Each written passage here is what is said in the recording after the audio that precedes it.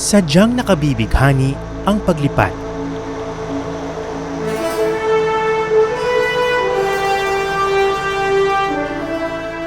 Ang maging malaya, gaya ng mga ibon sa himpapawid.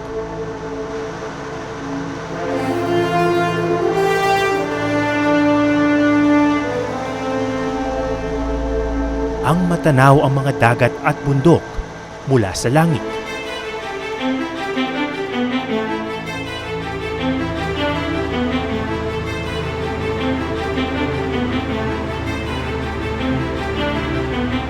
At ang makarating sa malalayong lugar nang hindi sumasayad ng mga paa sa lupa.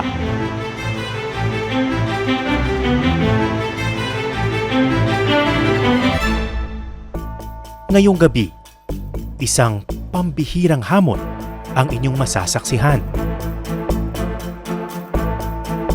Sa ngalan ng pangarap na paglipad. Kaya nga ba ng isang pangkaraniwang nilalang kagaya ko na magpalipad ng eroplano?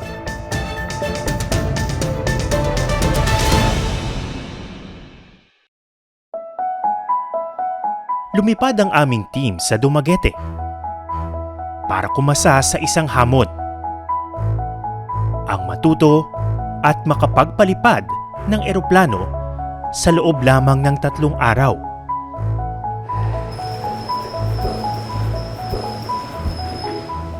So, nandito na tayo ngayon sa flying school at sisimulan ko na ang isa sa pinakamalaking challenge na gagawin ko para sa Eyewitness.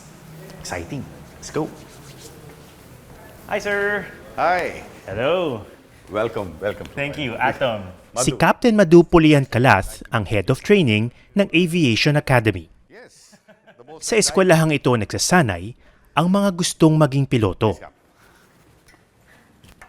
After you. Thank you. So it begins. Yes. 14 na buwan ng kumpletong kurso sa flying school. Kasama rito ang tinatawag na ground school o classroom lectures, pag-iensayo sa tinatawag na flight simulator,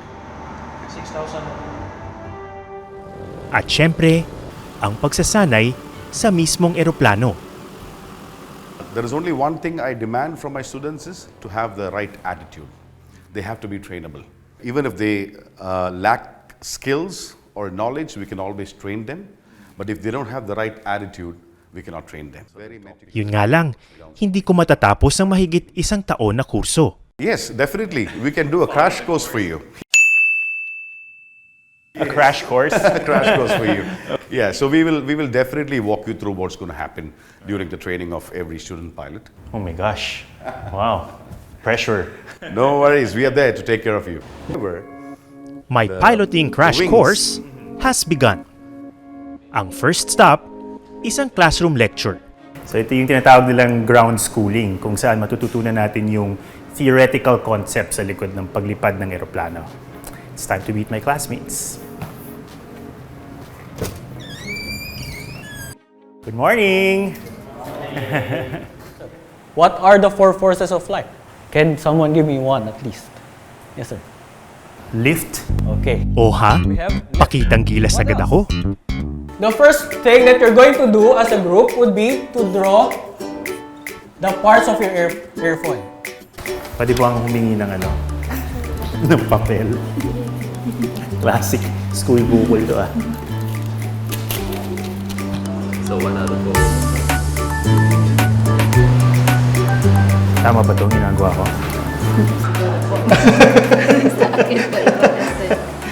Check mo nga ito. Si Emmy ang matulungin kong seatmate. Ilang buwan pa lang din siyang estudyante sa flying school. Ano yung mahirap sa ganitong mga lecture?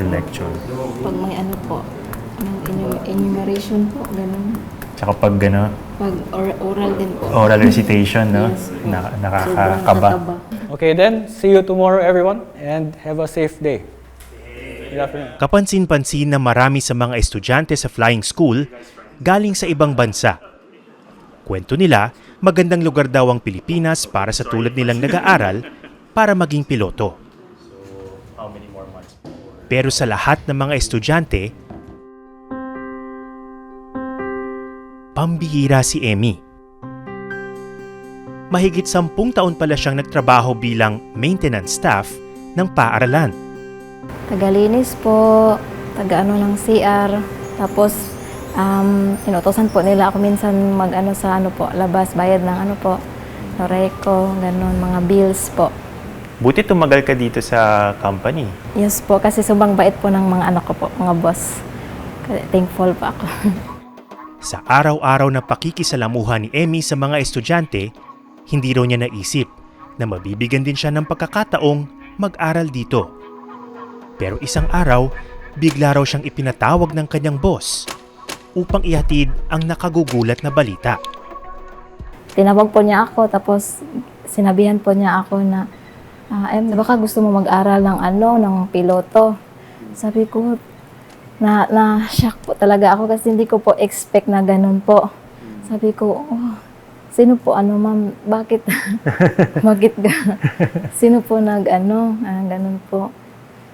Papaaralin daw po ako, suportahan daw po nila ako. Para hindi maantala ang kanyang hanap buhay, ginawang maintenance supervisor si Emmy. Habang ipinagpapatuloy ang kanyang pag-aaral. From utility worker to student pilot, real quick. Sa pagpapatuloy ng aking crash course sa pagiging piloto, syempre, kailangan ng safety training. Bago ako sumabak sa ere, kailangan daw muna ako matuto ng survival skills. Kung sakaling tayo ay mag-land sa karagatan, kasi napapaligiran tayo ng tubig. Wala akong kabatch ngayon so ako lang muna ang gagawa ng training. At kasama ko yung Coast Guard. Sila yung magtuturo sa akin. Let's go! Ano po ito? Life vest, sir. Life vest. Maliit lang, ano? Maliit lang talaga. Ito yung mga nasa aeroplano talaga.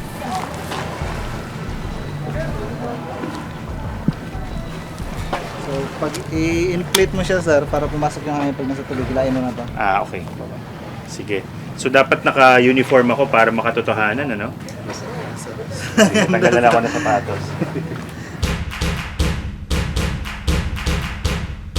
Okay, perform mo. Then, hawak yung isang kamay. Then, Ganyan? okay. So, Tatakwa ko ganyan, yung ilok ko, ganyan? sir. Nakaganito, sir. Ganyan? Okay, sir.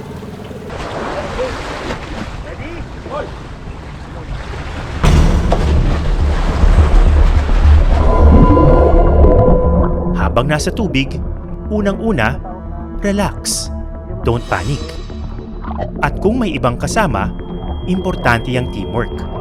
Kung makikita man kayo ng malayo, pag ikaw lang mag-isa, hindi mo siya makakayang langurin. Okay. So dapat, isang team talaga kayo para salitan. Yun ang tinatawag na human centipede. Okay, paano yung human centipede? Yung human centipede naman is yung magkakabit-kabit kayo. Okay. Ganito. I'm a human centipede. I'm a human centipede. So dapat importante hindi kayo maghiwa-hiwalay. Hindi kayo talagang maghiwa-hiwalay. Kapit-kapit lang talaga kayo. Ayan, ganyan lang. Dagdag pa ng Coast Guard, ang pinakamagandang paraan daw para makatawag ng atensyon ng mga rescuer, ang pagsaboy o pag-splash ng tubig. Yung splash ng paa. Dalawa tayo. Dalawa tayo. Hawakan mo lang yung ano ko. Okay.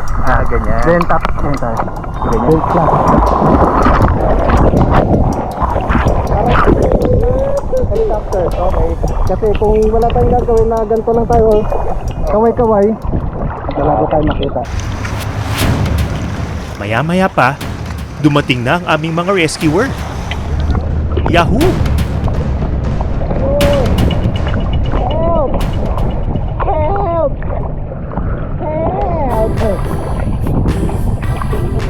At last, rescue has arrived. Tulungan mo sana. Pero pagod na ako, kailangan ng peso. We are rescue sir from Philippine Coast Guard, sir. Thanks for coming.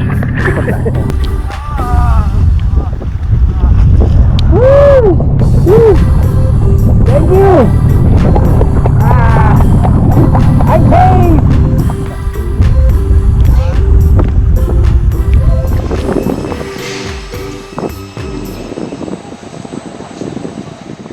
Ang mga student pilot, sinasabing kasing galing lang ng kanilang pilot instructors. We're gonna check your aircraft documents for check. So we're Isa sa pinakabata pero pinakabiyasang instructor sa Aviation Academy, si Captain JT Cordova. control wheel. Sa edad na 23 years old, mahigit 30 estudyante na ang kanyang tinuruan. Lahat sila, piloto na raw ngayon. Captain JT is one of the best instructors. He was my pre-solo instructor as well. Maaga raw nagsimula ang pagkahumaling ni JT sa mga eroplano. Kaya nang magbukas ng flying school sa Dumaguete, sinubukan niya agad na mag-enroll dito. They opened 2013. I came here, I guess, 2014. Pero di pa pwede. So sabi ng manager dito, balik ka na lang pag 16 na. Ilan taong ka na nung una kang dumating? 14. Oh But my I came back 2015. Sa edad na 17, naging ganap ng piloto si JT. Mula noon, daang-daang flights na ang kanyang nakumpleto. Meron bang mga nag-express ng concern para sa'yo? Yes, lalo na yung mami ko. Especially if like bad weather. Yan tatawag yun, yung message, saan ka na, gano'n. But they got used to it naman po. Sa aeroplano, talagang bago ka makapag-fly, siguradong trained ka na. Yes, train and also you need to be proficient po. Isa pang mahalagang yugto sa pagsasanay ng mga piloto ay ang flight simulator training. Para itong high-tech na computer game kung saan makatotohanang ginagaya ang karanasan ng pagpapalipad ng eroplano.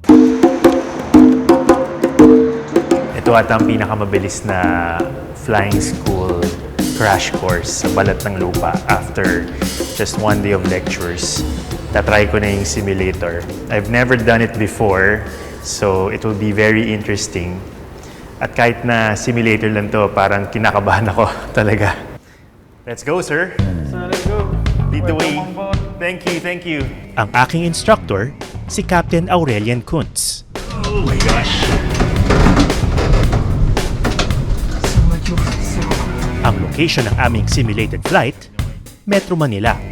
This is the Ninoy Aquino International Airport. Exactly. Oh, I can see the Terminal 1. So here you have your speed indicator, which give you the speed of your aircraft in knots. Here you have your altitude indicator. You have your altimeter. This one will give you your altitude. So 7. Unang ipinaliwanag sa akin ni Cap ang iba't ibang instrumento na ginagamit sa paglipad. But then in the yoke there's two control. You have your bank control, but you also have your pitch. That control all the electrical system. And this one is your ignition. Ang dami pala. Grabe. Ang daming pindot-pindot nito. Nakakalula. Nakaka-pressure. But yun nga yung point ng simulator. Hindi talaga nasa panganib ang buhay mo. So we can make mistakes here. So Yeah, you are allowed let's to do make- it. We can Okay. begin. Okay. All Is the it way. full? All the way, full power. Okay. Then apply a little bit right rudder to stay in the middle of the runway. A little bit more. That's the rudder that now we apply. And then we see that our speed increase. Okay. Around 65 now, you can start to pull. And then it will fly already. Success ang aming take-off.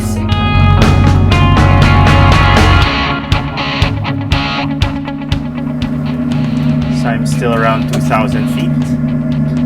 That's good. And then just go around BGC, all of these tall buildings. Oh, I'm so tense. Okay. Okay. First reduce your power, we have to join the pattern at 1,000 feet. The runway is there.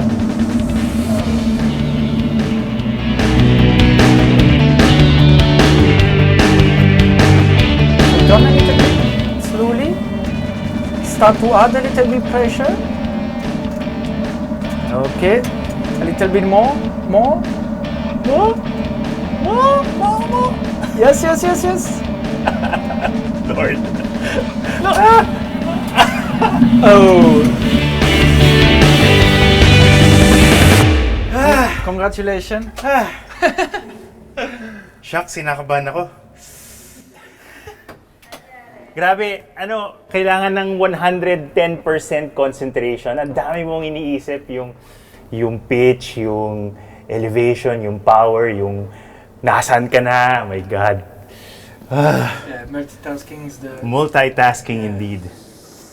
I survived. Si Emmy, hindi lang trabaho at buhay estudyante ang kailangang atupagin.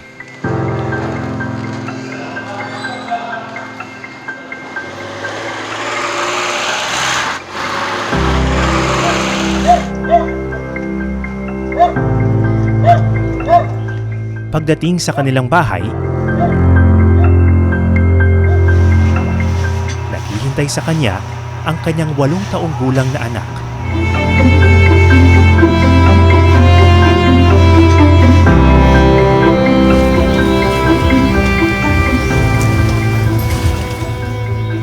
Laki sa hirap sina Emmy. Hanggang ngayon, inaasahan pa rin siya ng kanyang nanay at mga kapatid.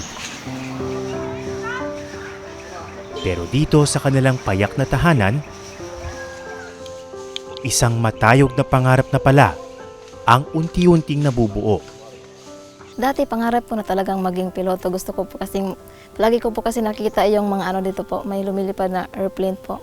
Sinabi mo ba agad sa kanila na meron kang ganung pangarap o sa sarili lang muna? Sarili lang po muna, hindi ko pa po sinasabi po. Bakit? Siguro po kasi sa taga lang po ako doon, tagalinis lang po. So parang imposible po na mangyari na gano'n. Bukod sa, syempre, pagtulong sa pamilya, ano ba yung nagustuhan mo sa pagiging piloto? Gusto ko lang pong travel, gano'n. Gusto ko pong makapunta sa iba't ibang bansa po kasi never po akong travel po. Nakaka-excite? Yes po, parang exciting po, kasakay ng gano'n po. Pero ngayon, hindi na pasahero bilang piloto pa. Piloto na po, soon po.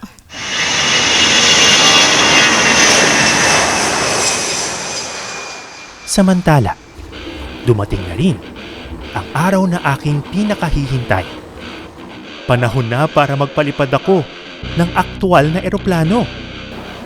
So for today, ang gagawin natin ay lilipad from Dumaguete, which is right over here, papuntang Siquijor na nandito.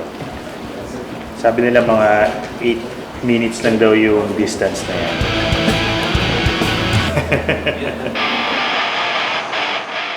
Si Captain Midun, ang instructor ko sa flight na ito. Ang eroplano namin, isang single-engine Cessna. To complete the look, let's go.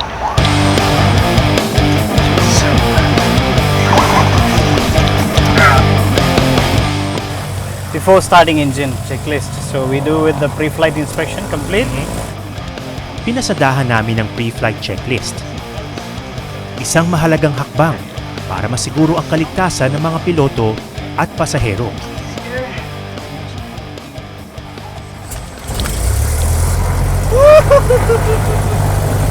Right. So we have the power there. Okay. So we'll put power a little lower, 1,000 feet. Yeah? Okay. Yeah. Always above Sunod kami 1,000 nagpaalam sa feet. control tower para gamitin ang runway. Dumaguete Tower, RPC 833, good morning. PC 833, Dumaguete Tower, good morning. PC 833 at Royal Hangar, requesting taxi lineup. This is it.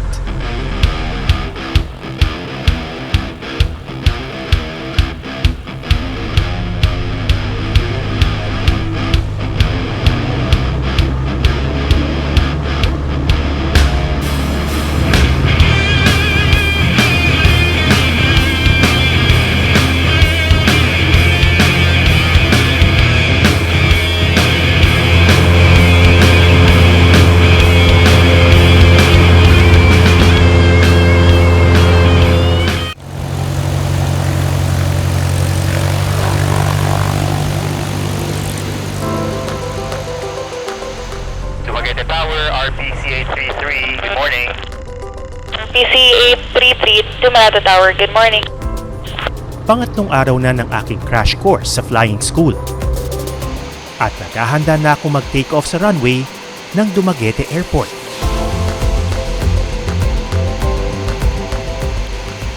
Wala nang ibang gagawin kundi magtiwala sa aking training.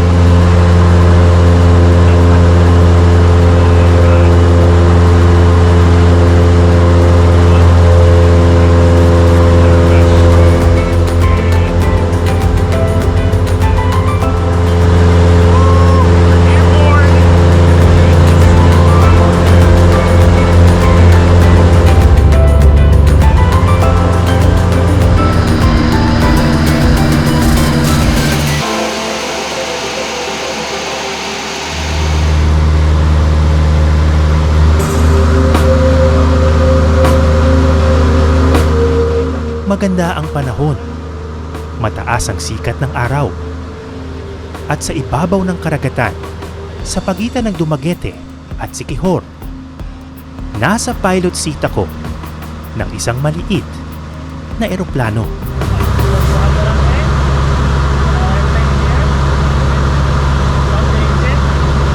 Pinasubok sa akin ang ilang simpleng maniobra.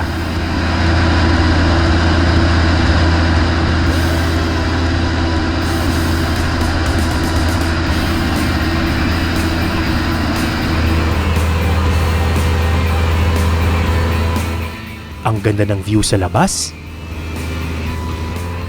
Ang hirap lang ma-enjoy kapag todo ang iyong concentration.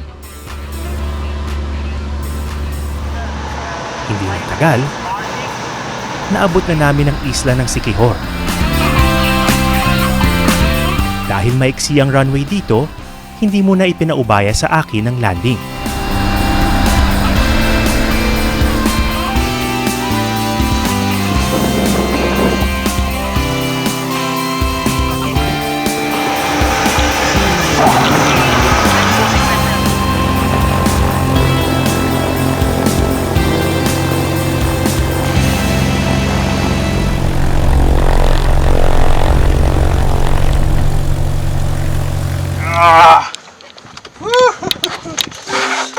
I made it in one piece. My first flight. Grabe, basa-basa kilikili ko.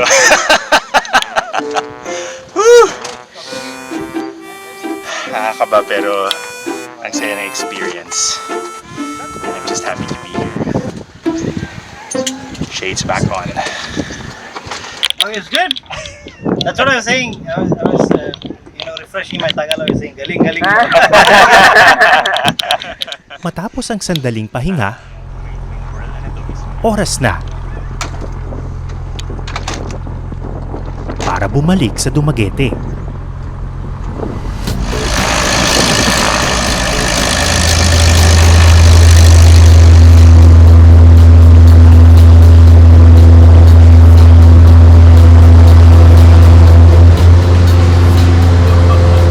Habang tumatagal sa ere, unti-unting tumataas ang confidence level ko.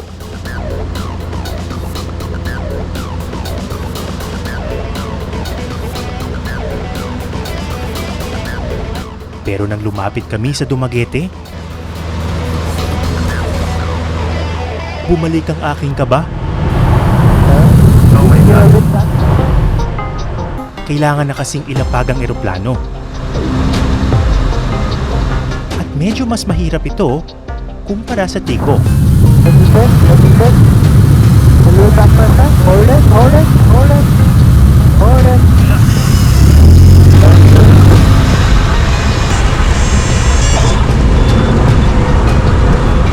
Oh my goodness!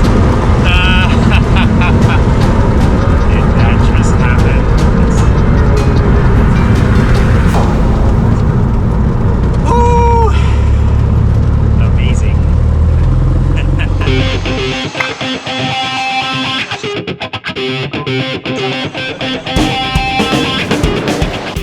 Flying is not only a profession, it is also a passion. So when you combine your passion and your profession, that becomes one of the best.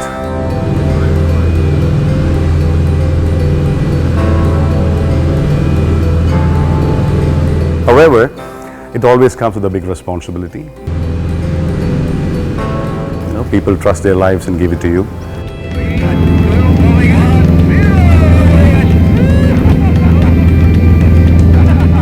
So that is why this profession, you need a lot of determination, hard work and focus to be a successful pilot.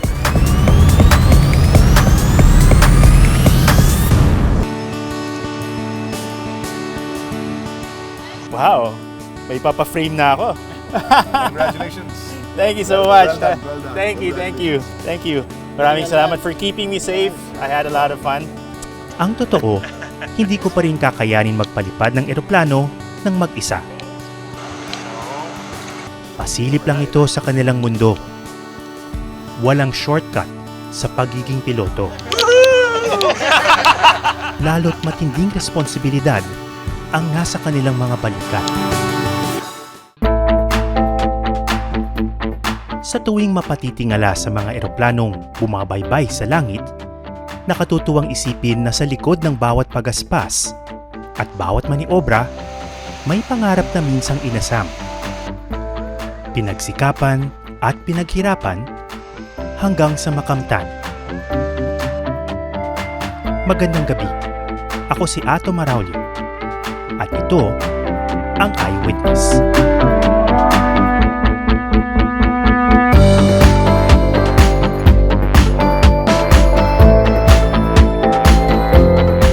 That's it.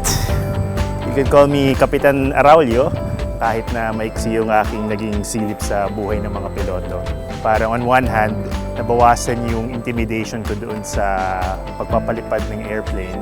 Pero at the same time, parang sobrang nadagdagan yung respeto ko sa ginagawa ng mga piloto kasi grabe. Hindi biro itong ganitong klaseng trabaho pero I can imagine it's so fun and so very fulfilling. Maraming salamat sa panonood ng Eyewitness, mga kapuso. Anong masasabi niyo sa dokumentaryong ito?